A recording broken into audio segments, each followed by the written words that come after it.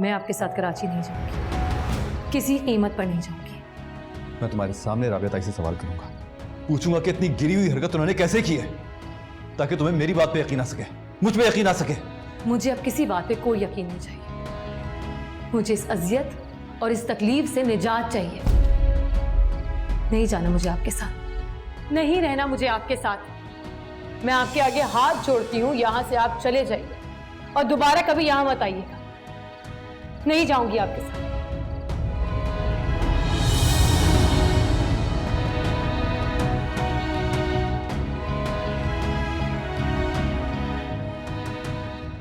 तुम चले मत जाना, तुम बैठो, मैं उससे बात करके आती हूँ।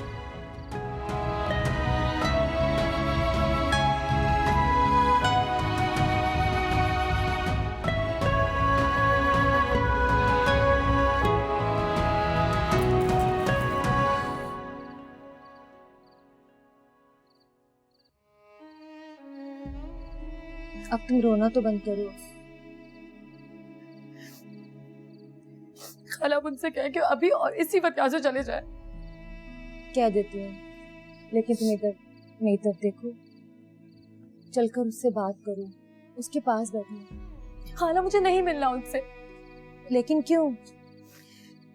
खाला मुझे बहुत गुस्सा आ रहा है उन पे, बहुत ज्यादा। मुझे डर है कि मैं गुस्से में कोई ऐसी बात ना कह जाऊं जो मेरे ज़ब्त और मेरे ज़र्ब से आगे की बात हो।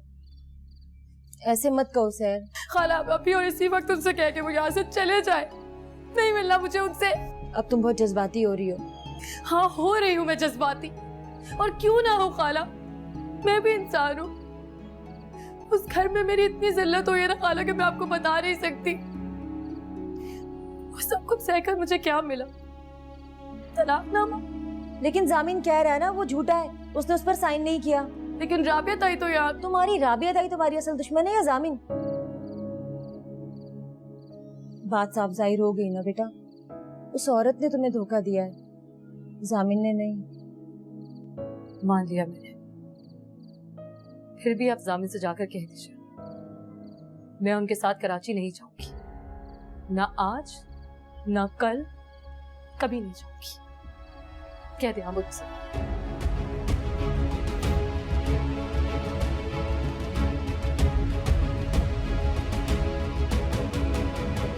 वो तुमसे खफा है, बहुत खफा है, इसलिए फिलहाल वो तुमसे मिलना नहीं चाहती।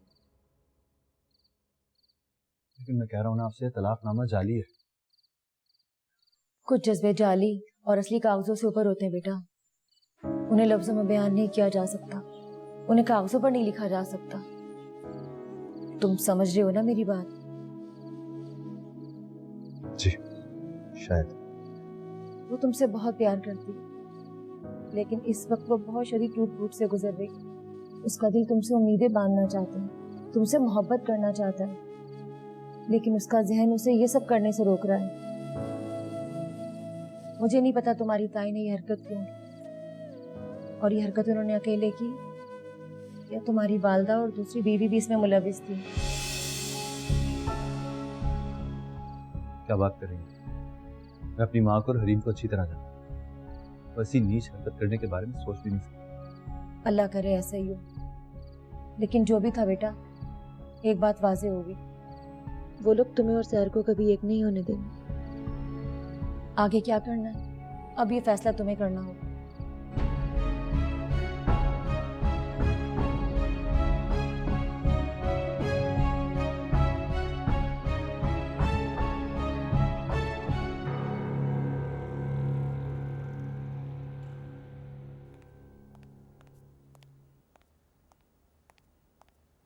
रुको।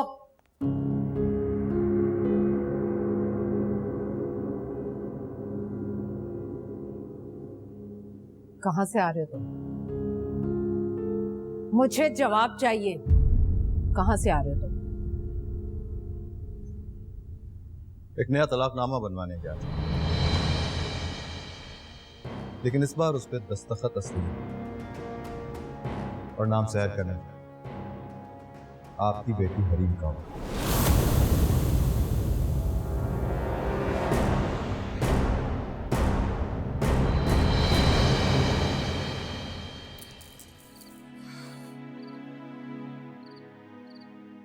देखा, वही हुआ ना जो मैंने कहा था। तो तलाकनामा सरासर जाली था। जामिन की तो फरिश्तों को भी नहीं पता था। सहर, क्या तुम खुश नहीं हो?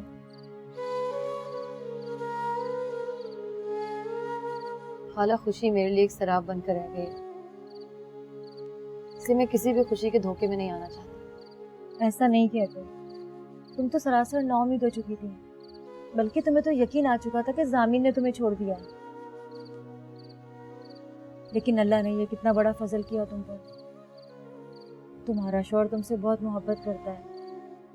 मेरे एक बार फोन करने पर वो अपना सब कुछ छोड़कर तुम्हारे पास आ गया। तुम्हें तलाक देना तो दूर की बात, वो तुम्हें छोड़ने के बारे में सोच भी नहीं रहा। खाला प्लीज कोई और बात करो, मैं इस बारे में कोई बात नहीं करना। रुको, ये क्या कह रही हो? खाला, इस रिश्ते ने मुझे दुखों के अलावा और कुछ नहीं दिया, इसलिए मैं इसके बारे में बात नहीं करना चाहती, और ना ही मैं जामिन से कोई उम्मीद वाबस्ता रखना चाहती। ऐसे मत कहो, जामिन बहुत अच्छा है, वो तुमसे बहुत ठीक है, जामिन बहुत अच्छा है, लेकिन जब से मेरी उनसे शादी हुई है, मेरी जिंदगी खौफ की सूली पर लटकी हुई है। आज मुझे लगता है ये रिश्ता है, कल लगता है कि नहीं, ये रिश्ता तो खत्म हो चुका। परसों फिर यही लगता है कि जामिन को सब कुछ ठीक कर दिया, क्योंकि वो मेरे शौहर है। बस खाला, इस सांप सीढ़ी के खेल से मैं थक चुकी हूँ। मैं जानती हूँ जामिन मेरे लिए कुछ नहीं कर सकते, मेरे लिए जामिन कभी कुछ नहीं कर पाएंगे, कभी भी नहीं।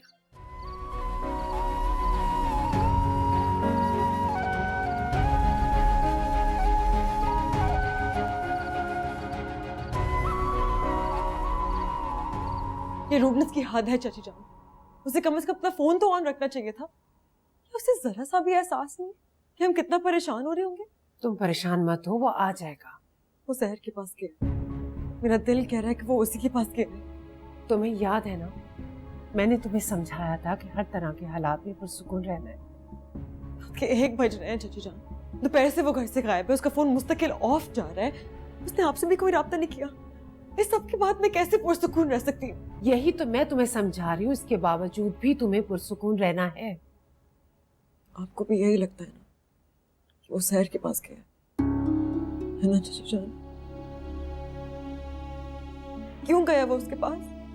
उसे मुझसे बात कर लेनी चाहिए थी, मुझे बता कर जाना चाहिए था। पता नहीं, लेकिन वाकई अगर वो उसके पास गया है तो अब तक तलाकनामा और जाली दस्तखत के बारे में उसे पता चल चुका होगा। मुझे तो ये सोच सोच कर हौल उठ रहे हैं, वो इसमें मुझे और तुम्हें भी शरीक समझ रहा होगा। हालांकि ये सब कुछ भाभी जान ने किया है।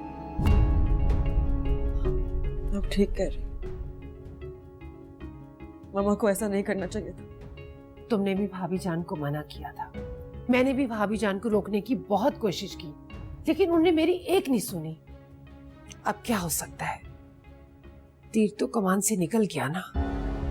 तो आपको क्या लग रहा है कि जामिन बहुत बुरी तरह से रिएक्ट करेगा? जाहिर है हरी, ये कोई छोटी बात तो नहीं है। तुम्हारे जाली दस्तखत करके कोई ऐसा काम तुमसे मंसूब कर दिया जाए जो तुमने किया ही ना हो, गुस्सा तो आएगा ना? क्यों, तुम्हें गुस्सा नहीं आएगा? सुनो, बस तुम्हें हर हाल में पुरसुकून रहना है।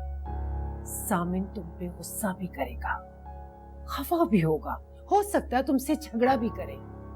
तुमने लड़ाई नहीं करनी, बल्कि तुमने उसे यकीन दिलाना है कि इसमें मैं और तुम मुलविस नहीं थे, सरासर भाभी जान का अपना फैसला था।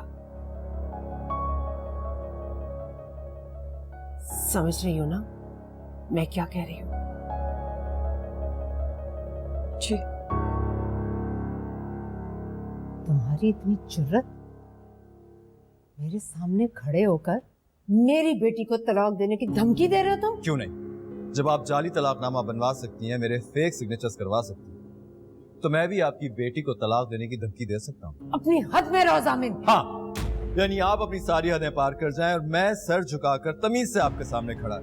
हाँ, और तुम्हें यही करना होगा, क्योंकि अगर तुम सही और गलत का फैसला कर सकते तो एजाज और उसकी बेटी के हाथों धोखा ना खाते और हमें ये दिन ना देखना पड़े। नहीं दिया उन्होंने आपको धोखा, नहीं दिया एजाज चचा ने और उनकी बेटी ने आपको धोखा।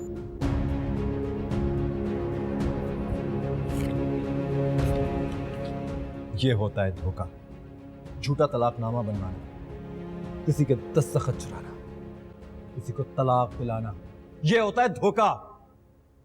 जिसने शादी ही धोखे से की हो उसे तलाक धोखे से हो जाए तो इसमें शोर मचाने वाली क्या बात है? शोर ही तो नहीं मचाया, शोर ही तो नहीं मचाया। ना मैंने ना सहर ने, उसने हरीम से मेरी शादी करा दी, चुप रही। आपने धक्के देके उसे घर से निकाल दिया, उसने शोर नहीं मचाया। मेरे सामने आप उसे अपनी जुल्म और नफरत का निशाना बनाती रही, मैं खामोश रहा। इसलिए नहीं कि मैं सही को सही और गलत को गलत बोलने की जुर्रत नहीं कर सकता था, सिर्फ इसलिए कि मैं आपका एहतराम करता था, ताया अब्बू की इज्जत करता था, हरीम से बेपनाह।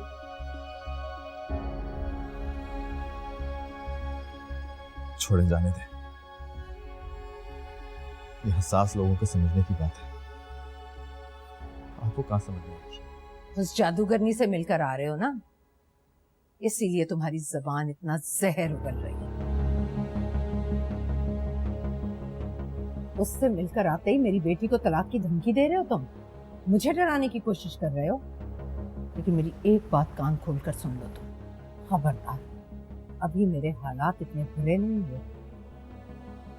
सुबह का इंतजार करो, सुबह करती हूँ मैं तुमसे।